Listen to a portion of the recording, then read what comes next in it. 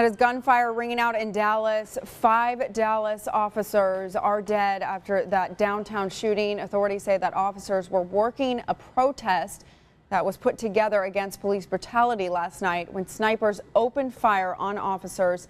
6 officers were injured and are recovering from being shot.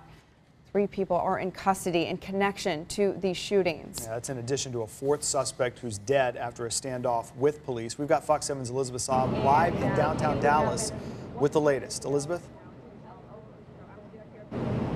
Dave and Lauren, we're actually in the heart of downtown Dallas, right where this protest began. You can see this police crime tape is still up. It's marking off the perimeter because this is still a very active investigation. Now, those shots rang out just a couple of blocks from where we were standing, right at the tail end of this protest. And because this is still an active crime scene, a lot of these protesters' cars are still parked downtown. One of them is joining me right now, DeConnie Smith. She was here at the protest. Can you describe to me just the end of this protest before these shots rang out? Yes, it was peaceful. We were coming to the end. We all met at the old library or the old courthouse, and they dismissed us. And as we were walking back, and everything again was peaceful. We all enjoyed this protest. It was powerful. As we were walking through downtown, people were cheering us on, and it really meant something. Coming towards the end, I was almost in tears because it was so powerful to see all of us together. And as we completed the walk, that's when we heard the first shots come out. And DeConnie, the police were actually escorting you all around downtown. Tell me, when you heard those shots rang out, what did you think happened?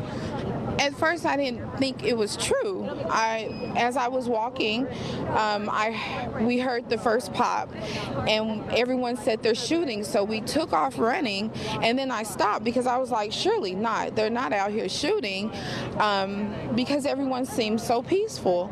And then you heard pop, pop, pop, pop, pop, and everyone just scattered. And I mean, phones were dropped, shoes were left behind, people were falling. It was just chaos. And just quickly before we go, tell me, what are you feeling right now? 5 officers dead, 6 more injured. My heart is heavy, and for the officers and the fact that we came out here to make amends, not even so much as amends, but try to fill in the gap of the miscommunication, the gap in communication between the officers and the public and the community, and for it to end like this, and not negating what happened, previously in the other states in Louisiana. This hurts because now we have more families, in addition to what already happened, that are having to go through mourning. And the last I heard, some of the officers' family hadn't even been notified. So that hurts to know that, to know that the chief was down there doing a motorcade, with the bodies, and that's hard. Heavy hearts here in Dallas this morning. We will bring you more in the coming half hour. Back to you. All right, Elizabeth, thank you very much. Elizabeth Saab, downtown Dallas. Now, the protest that the officers were policing was just one of many taking place all across the country last night. Thousands took to the streets.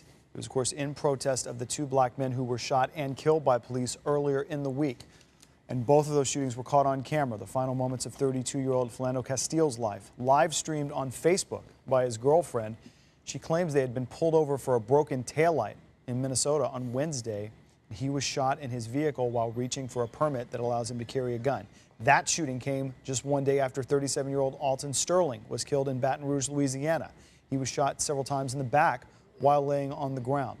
The Department of Justice is now looking into both of those cases. All of the officers involved in both of them are on administrative leave. Black Lives Matter marches were held all over the country last night, including here in Austin. Yeah, and those rallies all over the country did have a very heavy police presence. Fox 7's Nick Spinetto continues our team coverage with that part of the story. Nick?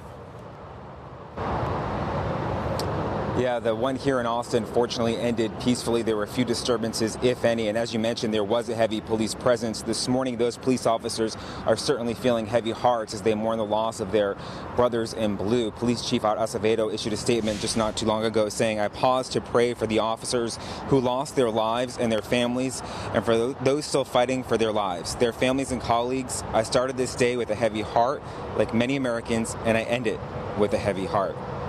The Austin Black Lives Matter rally started at Givens Park overnight.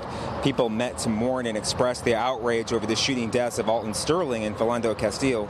Both incidents are sparking controversy about police protocol. Now, Fox 7 spoke to a retired officer who gave his thoughts on the police shooting videos that were posted to Facebook. He says it can be hard to tell who's right and who's wrong in these situations until authorities perform a proper investigation. Still, people from the rally say all backgrounds and people showed up to this rally demanding justice. It was a wonderful, to see how many multicultural people came out to support. And you know what? I guess everybody's fed up. So right now we definitely are taking a stand.